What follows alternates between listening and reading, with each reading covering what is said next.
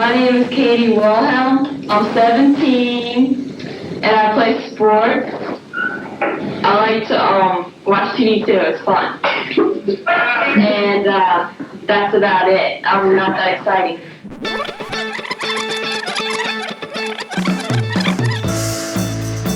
My whole life I've wanted to do something with television. When I was younger, I really got into playing with video.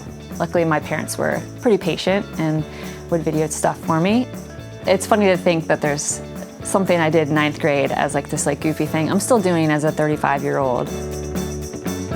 I went to Salisbury, was able to get into the TV department, and I found an internship at a local news station. I kind of liked writing the teases for the news instead of actually writing the news. So I started putting my teases together on my own and writing all my stuff, working with the anchors and the reporters, and then decided I wanted to try something different, so I came to TLC.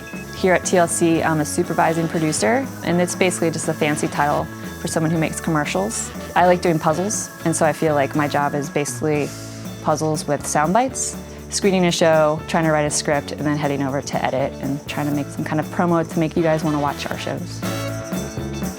I'm glad that I went to news and then came to cable rather than going from cable to go to news, because news, the deadlines are insane. You have to be on your toes at all times, and I think that really helped where I am now, because I can write fast and think on my feet.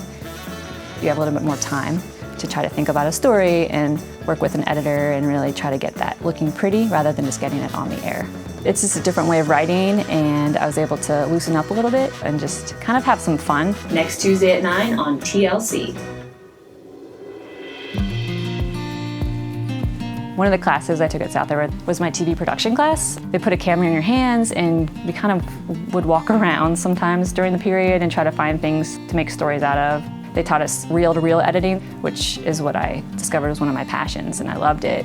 Learning how to write and edit to tell a story like that was awesome. It let me get my hands right in there and try it. I did my first commercial at South River, which is horrible, but you know what, you gotta be proud, because that was my first attempt. That TV production class really cemented that I wanted to do this. I really love stories. When I was a senior, we had a literature class. That's where I learned how to try to tell a story concisely. Understanding the order and format of a short story is important. So they actually learned what makes a good story. And they wrote their own short stories also. Katie was one of those young people who kind of absorbed it all. The writing skills that I learned at South River, I use them every day. I have to tell stories in either 15 seconds or 30 seconds, enough to get your attention. The beginning, middle, end of stories, and the story arcs and the character arcs. You have all of that here, but it's just on a real quick, smaller scale. Those were big things I learned in high school that I still carry with me. She's working professionally now as a writer. She took it to a different level.